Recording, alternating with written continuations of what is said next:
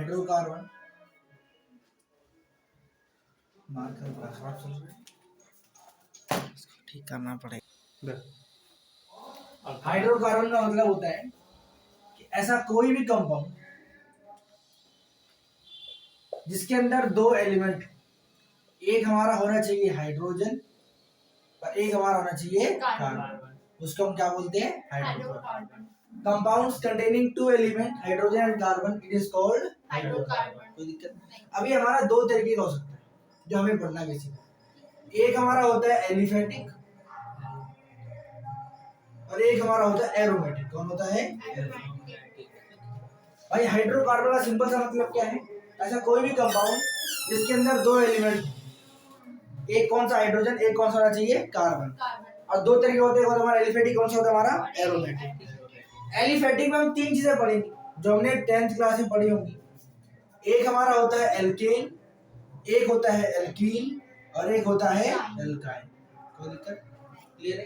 Aromatic आपने organic chemistry में पढ़ा होगा बेसिक। एलिफेटिक में और एरोमेटिक में सिंपल सा डिफरेंस क्या है कि एलिफेटिक बेसिकली चेन्स की बात करता है, इसमें रिंग वगैरह वाले कंपाउंड आने स्टार्ट हो जाते हैं। कोई दिक्कत? तो हाइड्रोकार्बन का मतलब क्या है? कार्बन और हाइड्रोजन से बना हुआ कंपाउंड क्या कहलाता है? हाइड्रोकार्बन। दो तरीके का होता है, एलिफेटिक और एरोमेटिक। एलिफेटिक में भी दो तीन चीजें आती है, एल्केन, एल्कीन और एल्काइन। ये पूरे चैप्टर में बेसिकली ये तीन चीजें ही पढ़ेंगे। क्लियर है? इसको नोट करो फटाफट से। सबसे पहले पढ़ रहे हैं एल्केन को। आपने 10th क्लास में पढ़ा, इनका जनरल फॉर्मूला क्या होता है? CnH2n+2। किसका फॉर्मूला होता है ये? एल्केन। ये हमारे होते हैं सैचुरेटेड। कौन से होते हैं? सैचुरेटेड। सैचुरेटेड का मतलब ये है कि इनके बीच में होता है सिंगल बॉन्ड। कौन सा होता है? Single bond. ठीक है, कोई दिक्कत? जैसे मान लो CH3 बॉन्ड CH3, कौन सा बॉन्ड है? Single bond. तो कैसा कंपाउंड होगा हमारा ये? एल्केन प्लस सैचुरेटेड, है ना? एल्केन है और क्या होगा? सैचुरेटेड। अगर इसकी नेमिंग करें तो क्या बनेगा? दो कार्बन तो इथ और सिंगल बॉन्ड तो एन। एन आ रहा है ना, तो क्या बन गया ये? एल्केन। कोई दिक्कत? क्लियर है? अच्छा, और जो एल्केन होते हैं इनकी केमिकल रिएक्टिविटी होती है लो। कैसी होती है? लो। ठीक है, और अपनी लो केमिकल रिएक्टिविटी की वजह से इनको हम लोग प्रोफिन्स भी बोलते हैं। क्या बोलते हैं इनको? प्रोफिन्स। एक बार एग्जाम पूछा गया था कि what is the other name of alkene because of the low chemical reactivity, बताओगे? प्रोफिन्स होता है। कोई दिक्कत? और एल्केन का जनरल फॉर्मूला ये सैचुरेटेड होते हैं, एग्जांपल, और लो केमिकल रिएक्टिविटी क्या बोलते हैं इसको? प्रोफिन्स। कोई दिक्कत? लिख इसको फटाफट।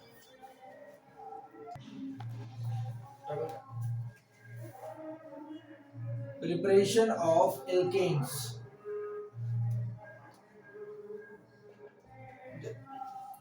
इसमें मेथड, सबसे पहला मेथड हम पढ़ रहे हैं वो है फ्रॉम अनसैचुरेटेड हाइड्रोकार्बन्स। देखो, जिसके बीच में सिंगल बॉन्ड है वो क्या कहलाएगा? हमारा सैचुरेटेड। और अगर हुआ डबल बॉन्ड और ट्रिपल बॉन्ड तो कैसा बन जाएगा? अनसैचुरेटेड। ठीक है ना? तो हम एल्केन को बनाने वाले हैं इसमें से अनसैचुरेटेड हाइड्रोकार्बन्स। जो ये मेथड है इसको हम लोग बोलते हैं हाइड्रोजनेशन। क्या बोलते हैं इसको? हाइड्रोजनेशन। क्लियर?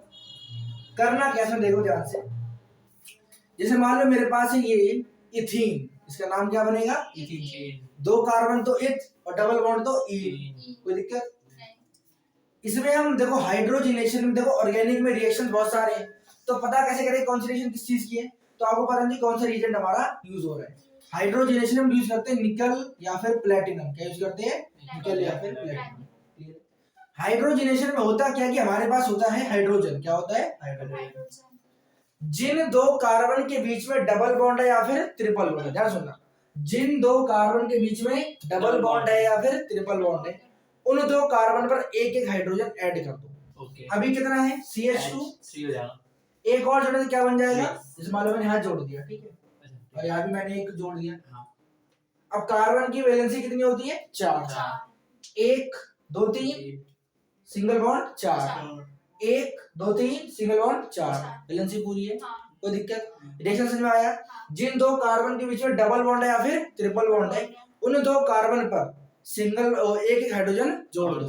अब ये क्या बन जाएगा? CH3 और ये क्या बन जाएगा? CH3। देखो भाई पहले था ये हमारा इथीन, अब क्या बन गया इथेन। तो हमें क्या बनाना था, हमें एल्केन बनाना था ना, बन गया हमारा एल्केन। रिएक्शन समझ में आया। हाइड्रोजनेशन में क्या होगा जी, जहां पर डबल बॉन्ड है उसके अगल बगल वाले कार्बन पर एक हाइड्रोजन सिंबल सा जोड़ दो, कोई दिक्कत। इसको लिखो फटाफट से, ये क्वेश्चन है। CH3 CH triple bond CH plus hydrogen निकल और प्लेटिनम, ये रीजन हो रखे हैं, मतलब कौन सा रिएक्शन होगा यहाँ पर हाइड्रोजन। क्या बताया था, जहां पर डबल बॉन्ड है या फिर ट्रिपल बॉन्ड है, यहाँ पर ट्रिपल बॉन्ड है, इसके अगल बगल वाले कार्बन पर एक हाइड्रोजन जोड़ दिया, क्या बन जाएगा CH2। ये भी क्या बन जाएगा CH2। कार्बनिक वैलेंसी क्या होती है 4 वन होती है। 1 2 3 4, 1 2 3 4, कोई दिक्कत नहीं। लेकिन 1 2 3 4 5 हो जाएगा, हो जाएगा, एक हाइड्रोजन हट जाएगा, कोई दिक्कत। देखो हाइड्रोजनेशन में वो सिंपल समझना है कि जो ट्रिपल बॉन्ड है वो आपका चेंज होगा डबल बॉन्ड में, किसमें होगा डबल बॉन्ड, और जो डबल बॉन्ड है वो चेंज आपका होगा सिंगल बॉन्ड में, किसमें होगा सिंगल बॉन्ड में, कोई दिक्कत। जहां पर ट्रिपल बॉन्ड है हाइड्रोजन लगाया वैलेंसी पूरी करने के लिए करा।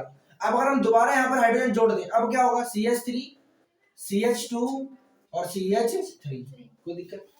ट्रिपल बॉन्ड डबल में, डबल बॉन्ड सिंगल में, कोई दिक्कत। कहानी समझ में आई। हाइड्रोजनेशन से आपको एक ही तरीके करना है कि जहां पर ट्रिपल बॉन्ड है उसको चेंज कर दो डबल में, और जहां पर डबल है उसको चेंज कर दो सिंगल में, क्लियर है। लिखो उसको फटाफट से। सेकंड मेथड कर रहे हैं हम लोग प्रिपरेशन ऑफ एल्केन का, वो है from alkyl halides.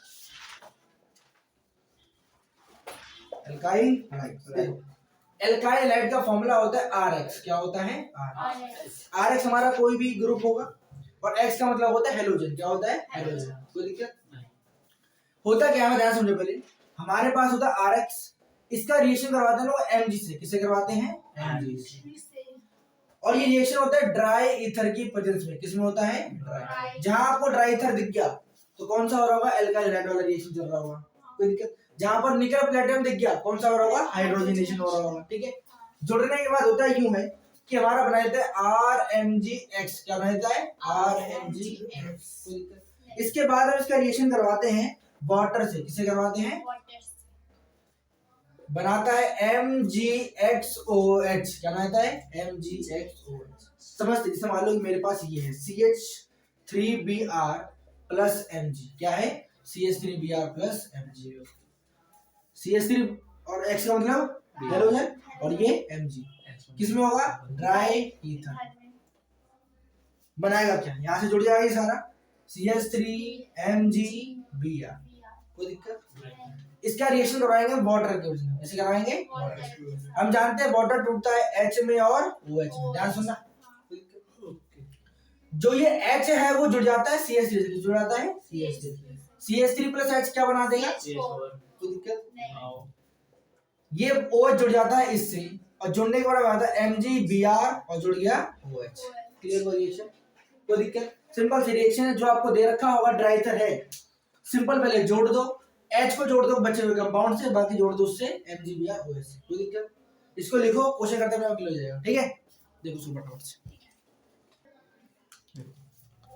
Third reaction कर रहे हैं, जो सबसे इंपॉर्टेंट आपको 12th क्लास में काम आएगी, वो है हमारी वुड्स रिएक्शन। इसमें भी यूज होता है हमारा ड्राई ईथर, ठीक है। होता ये है कि जैसे मान लो हमारे पास कोई भी एक एल्काइल ग्रुप होगा इस तरीके से 2R, इसका रिएक्शन करवाते हैं हम लोग ट्वाइस ऑफ सोडियम से, किसे करवाते हैं ट्वाइस ऑफ सोडियम से। वुड्स रिएक्शन की यही पहचान है कि यहाँ पर होगा सोडियम, क्या होगा सोडियम, ठीक है। और ये रिएक्शन होती है ड्राई ईथर की प्रेजेंस में, किसमें होती है ड्राई ईथर की, क्लियर। तो भाई ड्राई ईथर यहाँ पर भी है और वहां पर भी है, पता कैसे करेंगे, यहाँ पर क्या होगा हमारा सोडियम, Mg कुछ भी, ठीक है। जब रिएक्शन होता है तो बनता हमारा कुछ इस तरीके से, देखो कैसे करवाते हैं इसको। 2RX का मतलब क्या है कि हमारे पास एक ये RX है, तो दिक्कत, एक हमने Na लिया और एक लिया XR, क्या लिया कोई दिक्कत? यहां से ये हमारा रिएक्ट कर जाता है और बना देता है NaX2। क्या बना देता है? X2 या हमारा ट्वाइस ऑफ NaX। क्या बनाता है? Twice of. देखो अभी तो सर मैंने एक ही सोडियम लिया ना, दूसरा सोडियम भी होगा। क्या होगा? देखो ये ट्वाइस ऑफ सोडियम यहाँ पे ना, ये ट्वाइस ऑफ सोडियम इन दोनों X से रिएक्ट करके क्या बनाता है? 2NX बना देता है। बचे ये R, ये रिएक्ट कर जाएगा। ठीक, एग्जांपल लेते जैसे मान लो कि CH3Cl है, रिएक्शन करवाना है ट्वाइस ऑफ सोडियम से in the presence of dry ether. हमें क्या करना पड़ेगा? एक CH3Cl यहाँ रखो, ट्वाइस ऑफ सोडियम यहाँ रखो, एक ClCH3 यहाँ रखो, इसको इससे पूरा रिएक्ट करवा दो। क्या बना देगा? ट्वाइस ऑफ NaCl और CH3 यहाँ से जुड़ जाएगा। समझ में आया? सिंपल तरीका ये है कि भाई अब बोट रिएक्शन, देखो बोट रिएक्शन हो क्या रहा है। यहाँ पर कितना CH3 था? एक CH3 था ना यहाँ पर रिएक्शन में, यहाँ पर डबल हो गया। यहाँ पर कितने R थे? एक, यहाँ पर क्या हो गया? डबल। तो आपको ध्यान में रखना है कि कभी भी कन्वर्जन में अगर हमें कार्बन को डबल करना है, क्या करना है? डबल करना है, तो हमें कौन सा रिएक्शन यूज करना पड़ेगा? Would reaction. लेकिन वुड रिएक्शन की कंडीशन क्या है कि सोडियम होना चाहिए और यहाँ पर कोई भी एक हेलोजन ग्रुप होना चाहिए।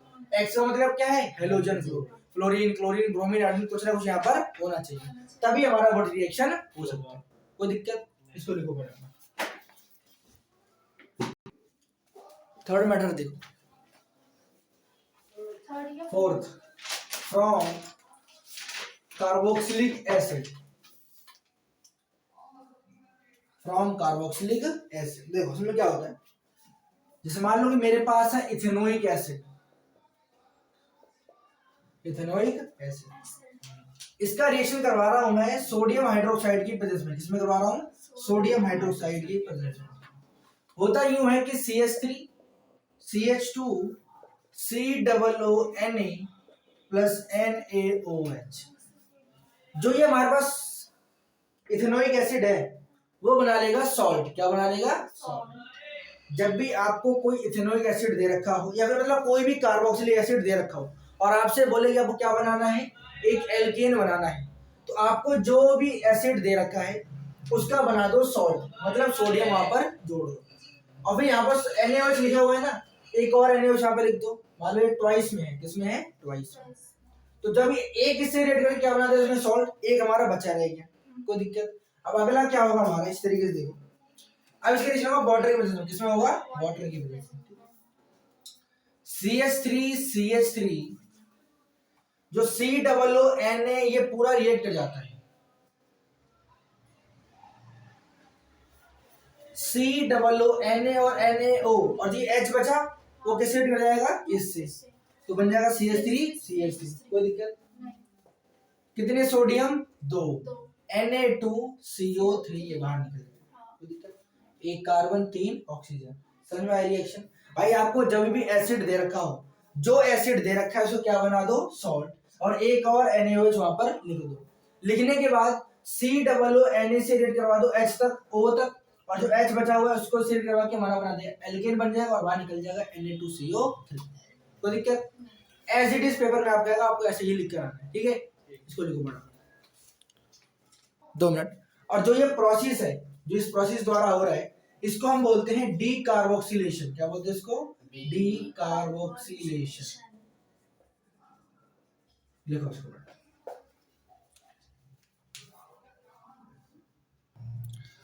फिफ्थ मेथड देखो, Kolbe's electrolytic method. Kolbe's electrolytic method, इसमें आपको सिर्फ रिएक्शन समझने की होता यूं है कि हमारे पास एक सोडियम का सॉल्ट होता है, इसका रिएक्शन करवाते हैं हम लोग वाटर की प्रेजेंस में इलेक्ट्रोलिसिस की हेल्प से। इलेक्ट्रोलिसिस की हेल्प से एक CH3 है, बना देता है डबल CH3 निकलता है twice of CO2 NaOH plus में हाइड्रोजन। कोई दिक्कत? सिंपल से आपको रिएक्शन समझ नहीं होता।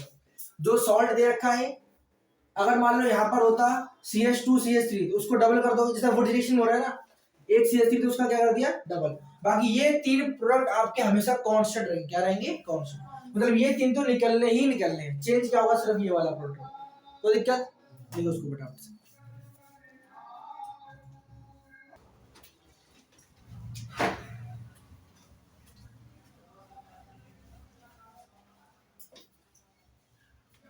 Physical properties of alkanes.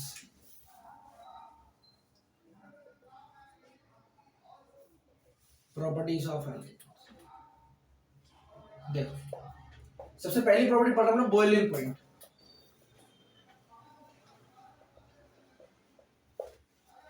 जो बॉइलिंग पॉइंट होता है वो हमारा वैन डर वाल्स फोर्स की डायरेक्टली प्रोपोर्शनल होता है।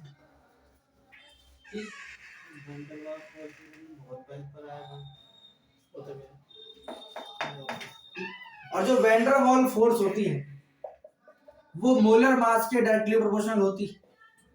यानी कि मैं कह सकता हूं कि जो मेरा बॉइलिंग पॉइंट है वो मोलर मास की क्या होता है डायरेक्टली प्रोपोर्शनल। कोई दिक्कत, जिसका मोलर मास ज्यादा उसका बॉइलिंग पॉइंट भी क्या होगा ज्यादा, मतलब जिसकी इतनी लंबी कार्बन चेन उसका मोलर बॉइलिंग पॉइंट भी क्या होगा ज्यादा। लेकिन जो बॉइलिंग पॉइंट है वो ब्रांचिंग क्या होता है इनवर्सली प्रोपोर्शनल, या आपको स्टेट्स ऑफ मैटर में बताया। क्लियर, जिसका ब्रांचिंग ज्यादा होगी उसकी बॉइलिंग पॉइंट क्या होगा कम। कोई दिक्कत, इन दो चीजों को लिखो फटाफट से।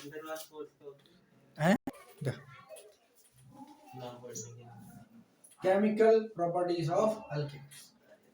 सबसे पहली प्रॉपर्टी हमें पढ़नी है वो है सब्स्टिट्यूशन रिएक्शन। सब्स्टिट्यूशन आपने 10th क्लास में पढ़ी हो। हमें तीन तरीके की पढ़नी है बेसिकली, क्लोरीनेशन, ब्रोमीनेशन और आयोडीनेशन। क्लोरीनेशन, ब्रोमीनेशन, आयोडीनेशन और होता है फ्लोरीनेशन, ठीक है ना, वो हम कर नहीं सकते बेसिकली। क्यों नहीं ऐसे समझेंगे ध्यान से। सबसे पहले हम पढ़ रहे हैं क्लोरीन, हाँ सिखाएंगे लोग, इसलिए हम कर नहीं सकते ना। एक तो कोएलेंट होता है बहुत ज्यादा ही, मतलब 10th क्लास में ना कार्बन कंपाउंड में डिटेल में नहीं था, बस थोड़ा एक दो रिएक्शन है। सब्स्टिट्यूशन मतलब होता है सब्स्टिट्यूट करना। अभी करेंगे, जैसे मान लो मेरे पास मीथेन है, ठीक, इसका रिएक्शन करवाते हैं हम लोग Cl2 से। किससे करवाते हैं Cl2 और ये रिएक्शन होता है सनलाइट की वजह से। किसमें होता है सनलाइट। होता है इसके अंदर कि जो भी हमारे पास एक एल्केन होगा वो रिलीज करेगा हाइड्रोजन। क्या रिलीज करेगा हाइड्रोजन। और जो क्लोरीन है वो रिलीज करेगा Cl। क्या रिलीज करेगा Cl। एक Cl गया और एक H गया, तो H प्लस Cl क्या बना देगा हमारा HCl। यहाँ क्या बन गया CH3, यहाँ बच गया Cl, तो ये Cl से जुड़ जाता बना देता है CH3Cl। कोई दिक्कत नहीं। अब क्या होगा, इसको हम दोबारा उठाते हैं CH3Cl को, दोबारा इसको रिएक्ट करवाते हैं Cl2 से। क्या होगा, ये रिलीज करेगा Cl, ये रिलीज करेगा हाइड्रोजन, तो क्या बन जाएगा HCl। CH2 एक Cl और जुड़ा तो क्या बन जाएगा Cl2। भाई एक Cl तो ऑलरेडी है ही ना। ठीक है, नहीं समझे? ठीक है समझ गए। ये HCl, HCl, CH3Cl, इसने यहाँ पर हाइड्रोजन लूज करा तो क्या बचेगा CH2। एक Cl ऑलरेडी है, एक और आता क्या बन जाएगा CH2Cl2। दोबारा क्या होगा, यहाँ को उठाएंगे हम लोग CH2Cl2 in the presence of Cl2, क्या बनाएगा HCl। कोई दिक्कत क्लियर है। इसको दोबारा उठाएंगे CHCl3 Cl2 क्या बनाएगा HCl CCl4। इसने यहाँ पर हाइड्रोजन लूज किया, एक Cl और आया, क्या बनेगा CCl। क्लियर है, इसको बोलते हैं क्लोरीनेशन। क्लियर है, लिखो इसको फटाफट से। देखो सेम जैसे हमने क्लोरीनेशन करा, सेम वैसे ही हमारा होगा ब्रोमिनेशन, बिल्कुल सेम उसी तरीके से। बस जो हमने बार बार Cl2 लिखा है ना, वहां पर हम बार बार क्या लिखेंगे Br2। कोई दिक्कत, वो आप वर्ड करेंगे। तीसरा हम पढ़ रहे हैं आयोडीनेशन, जो कि आपसे पेपर में पूछेगा ही पूछेगा। हमने लिया CH4, आयोडीनेशन में क्या लेंगे I2, क्या बनाएगा ये CH3I प्लस H। भाई ये लूज करेगा हाइड्रोजन, ये लूज करेगा I, मिलकर क्या बना देंगे HI, और यहाँ से एक I बचा उसे चेंज करना जाए CH3I। होता यहाँ पर यूं है कि जो ये रिएक्शन होती है वो होती है रिवर्सिबल रिएक्शन, मतलब ये बैकवर्ड शिफ्ट होना स्टार्ट कर देती है। क्लियर? ध्यान सुनो, पेपर में पूछता है कि जब हम आयोडीनेशन करवाते हैं उस दौरान जो रिएक्शन होती है वो बैकवर्ड शिफ्ट भी हो जाती है। तो ये हमारी इक्वेशन बैकवर्ड शिफ्ट ना हो इसके लिए हम यहाँ पर यूज करते हैं स्ट्रॉन्ग ऑक्सीडाइजिंग एजेंट। क्या यूज करते हैं? Strong oxidising agent. ये पूछ नहीं सकते क्यों होती है? नहीं, सिर्फ ये पूछेगा कि रिएक्शन को बैकवर्ड शिफ्ट ना कराने के लिए हम लोग क्या यूज करते हैं? स्ट्रॉन्ग ऑक्सीडाइजिंग एजेंट, जैसे कि HNO3, जैसे कि HNO3। कोई दिक्कत? ये बताओ, अगर मुझे रिएक्शन को आगे की तरफ बढ़ाना है तो मुझे I2 चाहिए ना। जितना ज्यादा I2 होगा उतने क्या रिएक्शन होगा? आगे फॉरवर्ड बेस होगा। कोई दिक्कत? तो होता है यहाँ पर ये कि जो हमारा HNO3 है वो रिएक्ट करता है HI से। किसे करता है? HI से। और बनाता है I2 plus NO2 plus water. क्या बनाता है? I2 NO2 और वाटर। NO2 और वाटर। यहाँ पर I2 निकल रहा है। देखो रिएक्शन में पहले से I2 है, HNO3 रिएक्ट करने के बाद और I2 बढ़ा रहा है तो रिएक्शन किधर शिफ्ट होगा? फॉरवर्ड। कोई दिक्कत?